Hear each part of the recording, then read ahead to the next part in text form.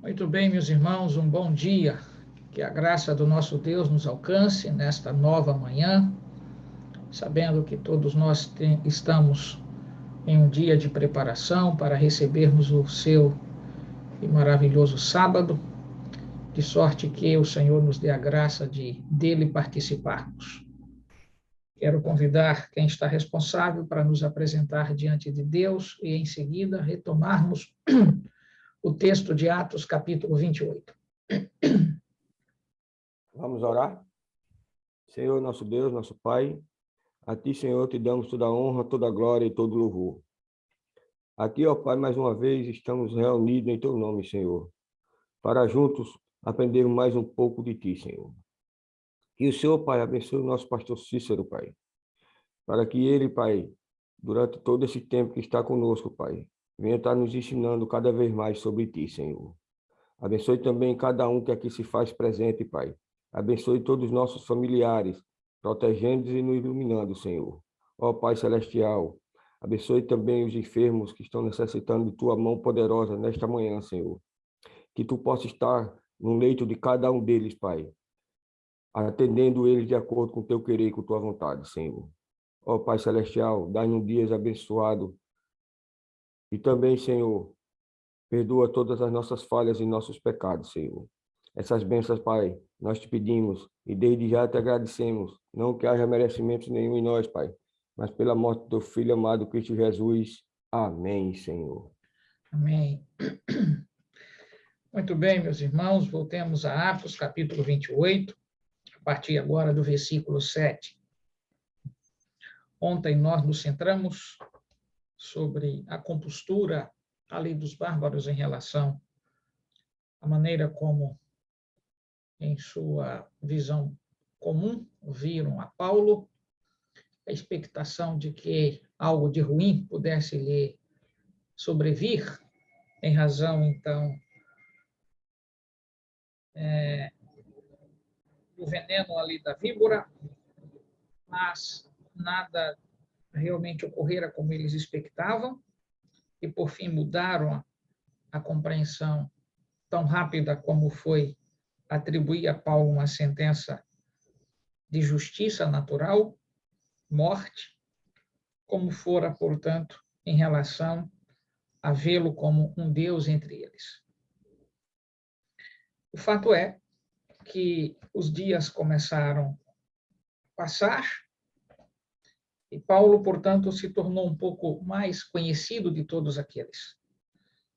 E Lucas registra algo bastante aqui singular, que perto dali, de onde eles estavam, junto àquela fogueira que fora, portanto, ali acesa pelos próprios bárbaros para acolherem aqueles, então, náufragos, tem-se, portanto, a informação de que havia ali uma herdade, uma espécie, portanto, de sítio, que pertencia ao principal, então, líder daquela ilha, chamado Públio, que está aí no versículo 7, o qual, segundo, então, diz o próprio Lucas, nos recebeu e hospedou benignamente por 3 dias.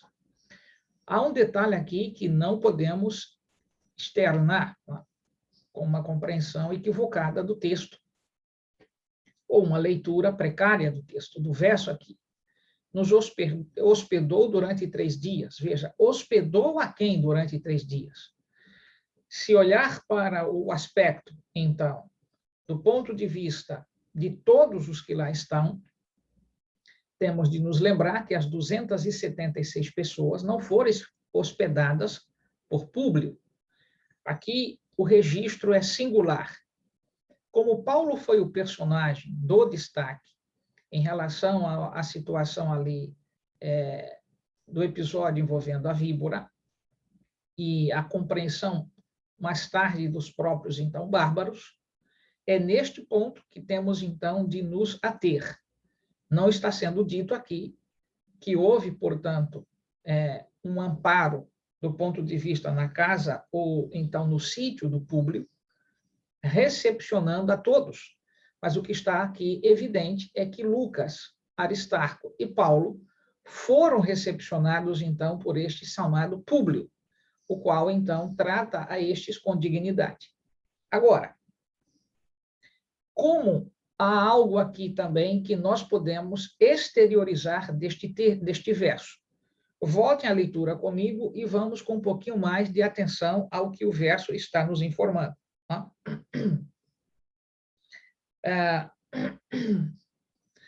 Quando a gente chega ao versículo e vê aí, observe, perto daquele lugar havia um sítio pertencente ao homem principal da ilha, chamado Públio, o qual nos recebeu e hospedou benignamente por 3 dias. Recebeu e hospedou por 3 dias. Ora, quando a gente usa aqui a expressão homem principal, você tem um texto no Novo Testamento que a gente pode fazer um paralelo para entender essa expressão aqui, embora a gente também vai explicá-la do ponto de vista histórico e da arqueologia. Mas antes de fazê-lo, vamos buscar um texto aqui nos Evangelhos, para que nós, então, entendamos ao que eu estou me referindo como sendo principal. Venha comigo ao Evangelho de João, por favor. Mais perto da Bíblia, comigo, para o Evangelho de João. Acompanhe comigo, portanto, o capítulo 3 e o versículo, então, 1. O que queremos aqui neste verso é buscar a expressão principal. Observe, havia entre os fariseus um homem chamado Nicodemos, um dos principais dos judeus. A expressão principal, aqui no plural, ela é a mesma utilizada, portanto, lá no texto que nós acabamos de ler, de Atos, capítulo 28, verso 7. Mas com um desdobramento distinto, e eu vou explicar daqui a pouco. Porém, vamos nos ater à palavra principal. Aqui em João, capítulo 3, verso 1, principais, aqui não tem a ver com a expressão príncipe, mas tem a ver, portanto, com a expressão de ordem sucessiva, o que a gente chama, portanto, de, então, uma numeração em aspecto ordinário. Primeiro, segundo, terceiro, isso é ordinário. Há uma ordem de valor entre o primeiro, o segundo e assim sucessivamente. Como ele, Nicodemos, era um dos principais, então estava entre a relação dos sacerdotes, ali, então, entre o grupo, portanto, observem, dos fariseus, dentro da seita dos fariseus, Nicodemos assumia um papel de primazia, era um destacado entre eles, estava, portanto, entre a aristocracia dos fariseus. Voltem agora para, com essa compreensão de que a palavra principal é uma expressão para ordem, do ponto de vista não ordem de organização, mas ordem do ponto de vista, portanto, de estar submisso à autoridade que é superior. Ele era um dos principais, no caso Nicodemos, mas não era o principal. Então, havia alguém acima dele, mas na ordem sucessiva, este estava dentro da seita dos fariseus, como fazendo parte, então, daquela aristocracia, aquele grupo seleto. Vamos, então, agora para Atos, capítulo 28, e acompanhe comigo, mais uma vez, o versículo 7. Perto daquele lugar, e aí vem, que lugar? Do lugar aonde eles haviam sido recepcionados e acolhidos em torno daquela fogueira. Então, o ponto de referência é a fogueira, né? E aí a gente tem de atentar que o ambiente para onde Lucas agora dirige a sua escrituração é esta. Daquele lugar havia um sítio, então, da fogueira para o sítio, é um espaço ali entre, então, esses dois pontos de referência, como sendo algo perto. Então, isso você tem de tomar na sua cabeça agora. Havia um sítio, ou seja, uma herdade, pertencente ao homem principal da ilha. Quando você vai para essa expressão homem principal, na ordem sucessiva, na ordem, então, do que nós já atribuímos aqui, fazendo um paralelo para que você entenda essa expressão, a gente compreende que, conforme, portanto, essa expressão se põe aqui, a arqueologia, que é uma ciência séria, muitos, inclusive, usam apenas a arqueologia para desenvolver a sua fé, quando, na verdade, estão colocando no objeto errado, não é num caco de telha, num caco de barro que a gente deposita a fé. A gente deposita a fé na pessoa de Jesus que disse como as coisas seriam e, consequentemente, há vestígios daquilo que se ficou, que restou nesta terra, de ambientes, de lugares por onde ele passara, e a gente não deposita a fé em razão disto, a gente deposita a fé, mesmo não crendo, desculpe, não vendo, mas crendo de que as coisas foram conforme o que ele havia dito. Isso é diferente do que, então, fixar o olhar apenas em um documento, seja ele de um vestígio de algum fóssil, que de repente, então, aparece, que você agora não, agora eu creio porque apareceu o fóssil. Eu te pergunto, e se não aparecer? O que é que Jesus nos ensinara em Mateus capítulo, então, 5? Bem-aventurados que não viram e creram. Então, nós não temos, nem todas as informações vão estar, de alguma forma, pertencente ao campo, então, da pesquisa da arqueologia. Mas aqui, em particular, há algo muito forte que a arqueologia alarga a compreensão daquilo que a gente não precisava, se ela não tivesse trazido nenhuma informação, bastava fazer convergência entre textos bíblicos e textos bíblicos com expressões que são símiles, como nós acabamos de fazer agora, e certamente você alargaria a sua confiança na palavra de Deus. Mas, para este caso, e outros que a gente tem dentro da Bíblia Sagrada, a gente tem vestígio, então, arqueológico, que corroboram e aí terminam alargando, né, a visão e a compreensão de determinados ambientes, lugares, eu diria utensílios, coisas dessa natureza. Observe que aqui, voltem à expressão, diz um homem principal da ilha. A arqueologia, né, confirma que o título aí dado de como homem principal, a palavra principal, era um termo utilizado exatamente como sendo este particular, este moço, chamado então Públio, como sendo o governador da ilha de Malta. Agora, se ele era o governador da ilha de Malta, esse é um detalhe que a arqueologia não pode ir mais longe do que isso, né, do que apenas demonstrar isso pelos aspectos de tudo aquilo que se encontrou na ilha de Malta. Quem era, portanto, o seu superior? Porque governador não é um título dado somente a partir do Império Romano. O governo, ele é dado entre, portanto, pessoas, entre, portanto, o que a gente chama ambientes tribais, há governo entre os tribais, né, entre os bárbaros. Você tem a organização social para que haja, portanto, respeito mútuo, para que ninguém invada uma coisa sobre outra.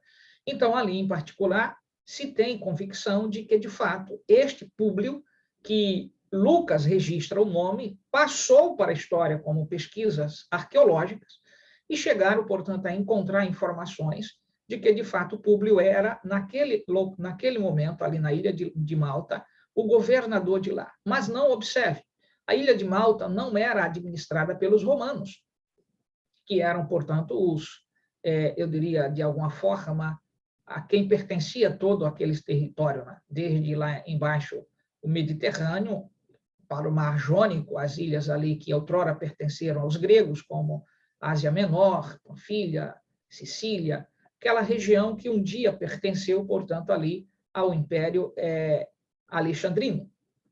Mas agora o governo está, de toda a região, sob a responsabilidade romana. Mas também historiadores e arqueólogos corroboram com a ideia de que a ilha de Malta, como pertencia a bárbaros, eles não tinham, portanto, muita influência do ponto de vista e deixavam-os sem muita preocupação. Inclusive, eles não pagavam tributos. Não.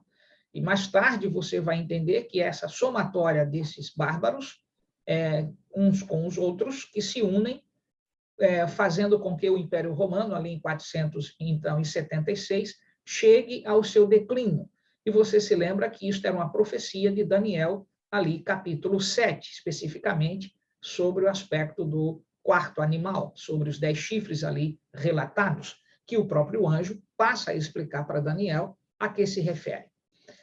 Isto posto, nós temos então aqui de fechar o pacote, da forma como estou expondo, para que se entenda, portanto, que Públio era um homem, de alguma maneira, com alguma posse. Né? A ilha tinha, portanto, lugares que, de alguma maneira, pertencia a uma aristocracia ali interna.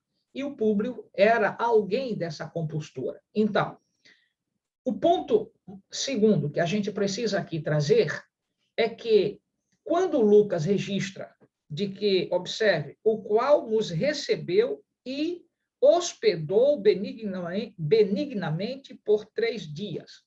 Veja que Públio, assim como os demais bárbaros, que fizeram a fogueira para recepcionar e acolher os náufragos, também tem uma atitude de humanidade aqui muito forte. Porque o detalhe que temos de aqui talvez perguntarmos é: ele então hospedou por 3 dias as 276 pessoas? Bem, a possibilidade é que isso tenha ocorrido não dentro da própria casa, né, do Públio, porque diz aqui que se trata de um sítio. Se se trata de um sítio, de uma herdade, de algo, portanto, ali que pertence de fato ao mesmo que Lucas refere-se, a possibilidade é que no entorno ou na área, portanto, ali geográfica do sítio, os demais, então, náufragos encontraram algum ambiente para permanecerem. Esta possibilidade existe.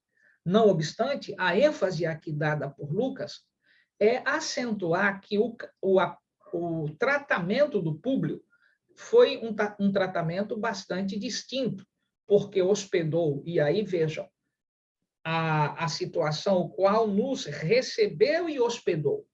Ora, como Lucas, normalmente, ao usar, portanto, pronomes para referir-se ao grupo em particular, ele, Paulo e Aristarco, a evidência aqui, que novamente se põe linguisticamente, é que, de fato, Lucas está aqui fazendo parte, junto com Aristarco e Paulo em particular, de um tratamento diferenciado realizado pelo Públio. E isto pode ter ocorrido em razão do episódio lá em torno da fogueira, quando, então, a víbora não desenvolveu sobre, então, o Paulo nenhum tipo de, eu diria, expectativa como que os bárbaros estavam.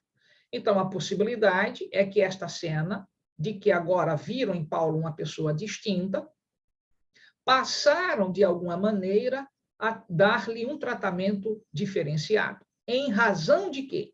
Das convergências que nós podemos fazer com os versos seguintes. E por que toda essa explicação, pastor? Para que você entenda que tratamento de humanidade se alarga para o trio aqui, Paulo, Lucas e Aristarco, em razão da bênção que Deus outorgou a Paulo sobre aquele episódio do ataque, então, que a víbora lhe fizera.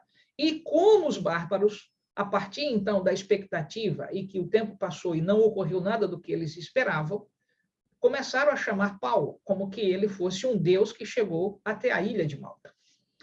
Então, como fofoca sempre corre, possibilidade é que Públio estivesse exatamente desta maneira informado de que algo extraordinário, de fato, há na compostura deste homem. E aí lhe dá um tratamento diferenciado. Isto é o que aqui mais se evidencia com a narrativa linguística do verso. Dito isto, ao avançarmos para o versículo 8, venha comigo mais perto da Bíblia, por favor, há algo aqui bastante, então, mais evidenciativo de que, de fato, o tratamento aos 3 fora diferenciado por causa de algo que também começa a ocorrer se vinculando, desde lá a fogueira até o sítio aqui pertencente ao Públio. O pai do Públio estava doente, e isso fica evidente aqui, que se ele, portanto, tinha um pai, e como a gente conhece um pouco sobre a estrutura administrativa dos bárbaros, a possibilidade é que esse, o pai, portanto, do Públio, fosse, portanto, o responsável, né? Porque entre os bárbaros a situação se dava para assumir liderança por hereditariedade, né? Por pertença à família. E aqui, este poderia estar exatamente já avançado em idade, doente, e então a responsabilidade do cuidado da ilha e da governança ali foi outorgada ao filho chamado Públio. Este, em particular, o pai, então, do Públio, está doente. Veja o que é dito aqui. Aconteceu achar-se enfermo de desenteria, ardendo em febre, o pai de Públio. Paulo foi visitá-lo e, orando, impôs-lhes as mãos, e olha só o que acontece, impôs-lhes as mãos e o curou.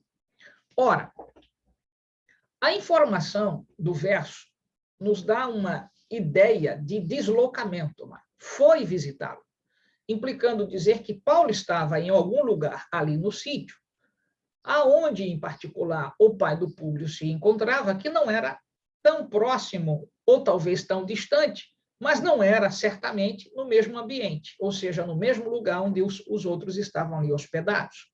Então, Paulo foi visitá-lo. Há um detalhe aqui que a gente precisa atentar.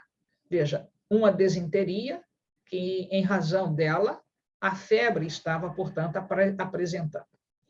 É comum encontrar nos registros históricos e arqueológicos de que as ilhas com problemas, às vezes, de água potável, alimentação, às vezes, mal cozida, então, uma série de doenças que eram comuns. E as mais comuns ali eram estas, em resultado de alimentação, como aqui já expulso, não? Crua, mal cozida, água, muitas vezes, com o que a gente chama com dejetos de fezes de animais, e isso tudo provocava, então, certas dificuldades estomacais ali. Não era só a ilha de Malta que passava por esse tipo de coisa. Sempre existiram esses problemas, exatamente, inclusive entre os romanos, por causa da falta de saneamento básico, e então os lençóis freáticos eram sempre atingidos com determinados tipos de problemas que geravam, mais tarde, dificuldades com a água que eles, então, bebiam. E aqui a gente tem esta situação a refletir. Primeiro, como poderia Paulo agir diante de uma situação desta? Sua fé em Deus, sua comunhão com o Senhor, levou, portanto, a realizar um milagre aqui, que não era o primeiro na jornada de Paulo. Você se lembra que lá atrás, o Eutico, o pirralhinho ali que caiu, portanto, do terceiro andar, enquanto Paulo estava fazendo o seu discurso para despedirem-se, portanto, dos irmãos e ir a Jerusalém, no dia seguinte teria de tocar a viagem, houve aquele incidente e Paulo, portanto, realizou um milagre que Deus lhe outorgou fazê-lo. A gente tem, portanto, algumas situações dentro da jornada de Paulo que essas coisas aparecem. Você deve se lembrar disto. Né? Nós temos este episódio com o Eutico, agora já tínhamos tido um episódio de expulsão de demônios, e agora nós temos, portanto, uma cura em relação aos aspectos de uma situação de desestruturação orgânica, desenteria. E Paulo, portanto, ao visitar, e agora o ponto importante não é a cura, o ponto importante é o ensino que nós podemos tirar disso daqui. Como foi que a cura se realizou? Por via de quê? De oração. Meu querido amigo e irmão, não é o tempo de obra que você tem, de igreja que você tem, que eu tenho, que a gente pode alcançar resultados em razão de tempo, mas em razão da forma do tempo que a gente tem tido com o nosso Deus. Paulo aqui não perdeu a sua compostura, como não perdera lá dentro do barco. Observe que ao partir o pão, ele, portanto, antes de fazê-lo, orava. Ele estimulou as pessoas a confiarem em Deus, ao qual ele dissera que servia e pertencia. Oração é a única arma que nós cristãos possuímos para avançar diante dos desafios de nossa vida. Veja que estava diante de um médico. Você deve lembrar disso, que Lucas era médico. Mas não foi a medicina a primeira coisa que eles se voltaram. Esta é uma outra lição que precisamos aqui tirar.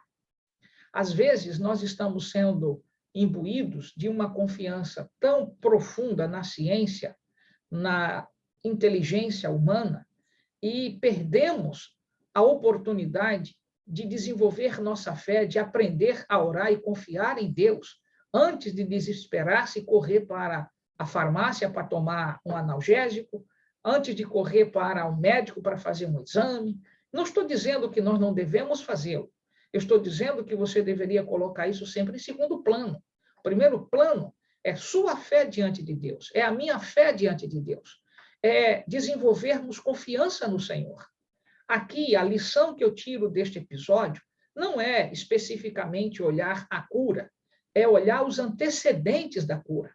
É entender que cura é uma consequência de fé, é uma consequência de alguém, portanto, que tem a confiança no poder de Deus e Deus realiza o milagre. O que poderíamos, então, aqui observar? Ora, Lucas sabia muito bem como lidar com essa situação, como médico que era. Mas o próprio Lucas nega-se a si mesmo quando ele diz: Paulo foi visitar o pai do Públio. Paulo foi visitá-lo. Ora, se Paulo foi visitá-lo, e aí veja, Lucas não diz que foi. Lucas não diz que foi. E se Lucas não diz que foi, consequentemente, ele recebeu a resposta do próprio Paulo, que poderia, exatamente como estavam hospedados no mesmo ambiente, poderia, depois que ter descoberto que a situação, então, do homem era desinteria e febre, e tinha um médico entre, portanto, os náufragos, que era o caso do Lucas, Paulo ter retornado, conversado com o Lucas e dito: olha, tem um senhor que está doente, aplica, portanto, o conhecimento que tu tens de medicina de época e resolve o problema dele. Isso seria o caminho, portanto, natural daqueles que, muitas vezes, não exercem a autoridade de sua fé. Mas aqui não foi a compostura de Paulo. Ele foi visitá-lo e, ao descobrir do que se tratava, Lucas registra esta informação porque Paulo noticiou. Porque todas as vezes que ele está presente, Lucas, ele usa o pronome, então, que localiza o que a gente chama de desinência, então, verbal, primeira pessoa do plural. Nós fizemos, ou estávamos, ou comemos, ou naufragamos. Então, é claro que aí ele está presente. Mas aqui não é o caso. Ele informa que Paulo foi visitar. E aí, vejam, e impondo-lhes as mãos, o curou. E agora veja o que acontece. À vista deste acontecimento, isso quer dizer, em razão do episódio da cura deste, então, pai do Públio, os demais enfermos da ilha vieram e foram curados. Ora, curados por quem? Pelo ato poderoso de Deus realizar por via do seu, então, personagem ali, porta-voz, Paulo, esses milagres. Em comparação a algo que nós poderíamos fazer na jornada de Cristo Jesus. Quantas e quantas pessoas foram dirigidas a Cristo em razão de um milagre, para que ele pudesse, portanto, trazer a bênção sobre eles. Aqui, Paulo não poderia ser comparado com um Deus, como os bárbaros o fizeram, mas como um homem santo, distinto, que servia ao Deus Todo-Poderoso. Esses atos aqui dentro deste sítio, dentro desta ilha, você imagina quantas pessoas ali, recebendo estas bênçãos, passaram a compreender, a adorar, a servir ao Deus Todo-Poderoso? Você faz com, eu diria, uma vinculação a isto, ao quê? Que na grande misericórdia de Deus, ele permite que determinadas situações ocorram, à luz de nossa compreensão como sendo algo até impactante e desprovedor para nós, que a gente se torna, às vezes, preocupados mas por que isso está acontecendo? Deus, muitas vezes, se nós tivermos fé e compreensão alargada, permite que a gente passe por certas dificuldades para poder chegar até aquelas pessoas que precisam, de fato, de nosso auxílio. Foi assim que eu entendo que ocorrer aqui com esse naufrágio. Deus precisava levar, através de sua igreja, na pessoa, então, de Paulo, Silas, Aristarcos e Aristarco, e o próprio, então, Lucas, a mensagem de salvação para aquele lugar. E era preciso, né, que isto ocorresse da forma como Deus planejou. Em outras palavras, meu querido amigo e irmão, nós podemos até não entender as avarias que a igreja passa, mas nós precisamos confiar que, mesmo diante dos grandes impactos, Deus está trazendo lições para a sua igreja. As nossas perdas, elas precisam ser interpretadas à luz do amor e da misericórdia de Deus, e não de uma análise puramente histórica ou, então, descritiva de fatos, como fazem repórteres, né? Nós não podemos cair nestas pegadinhas. Nossa vida religiosa é mais ampla do que um olhar puramente descritivos de episódios. Deus educa, mesmo quando por meio de dificuldades adversas para a sua igreja. Aqui, em particular, isso que está acontecendo. Terminando o verso 10, então, os quais nos distinguiram com muitas honrarias. E aí, vejam, agora Lucas se põe, os quais nos distinguiram com muitas honrarias, e tendo nós de prosseguir viagem, nos puseram a bordo tudo o que era necessário. Mas isso ocorrera depois de quanto tempo? Será o nosso objeto de reflexão amanhã. Mas o verso seguinte vai dizer exatamente que eles permaneceram ali 3 meses. Então, no dia da partida, muitas coisas foram reservadas para que eles pudessem levar para terminar a jornada desta viagem tão tediosa e tão cheia de episódios estranhos, mas, ao mesmo tempo, de tantos milagres para, a partir deles, impactar a vida de pessoas. A ilha de Malta jamais foi a mesma depois da presença de um Filho de Deus ali, mesmo ao chegar ao ambiente de maneira tão estranha como temos visto que ocorrera. Por fim, meu querido amigo e irmão, que Deus nos dê a graça de, nesse dia de preparação, nos lembrarmos que as avarias que vêm à sua igreja não é para derrubá-la, mas para erguê-la, a fim de que ela reconheça que precisa comprar colírios para enxergar, vestes para cobrir a sua nudez, mas, acima de tudo, é preciso, portanto, depender de Deus para avançar diante dessas dificuldades que a igreja está passando, e muito mais vai enfrentar dificuldades. Pessoas que, de alguma maneira, a igreja colocou sua confiança, depósito de influência, mas nós não devemos estar com os nossos olhares presos às circunstâncias adversas. Deus está educando sua igreja e aqueles que estão brincando com ela. Ele vai fazer a obra que ele prometera fazer através da sua serva, de que a igreja seria joeirada para chegar ao final totalmente purificada para cumprir a grande e poderosa obra de anunciação da volta de Jesus a esta terra. Que você seja foco da bênção do Espírito Santo neste aspecto e desenvolva a sua fé, mesmo diante das avarias das doenças, às vezes tão simples, mas com o objetivo de que a gente também desenvolva confiança em Deus. Vamos orar. Querido Deus e amado Pai, que tua mão repouse sobre nós, que teu Espírito nos capacite, que tua graça nos alcance, e nesse dia de preparação, nos dê a dádiva de avançarmos pela fé. É o que nós te suplicamos no santo e poderoso nome de Jesus. Amém. Muito bem, meus irmãos, que Deus os abençoe, me abençoe igualmente.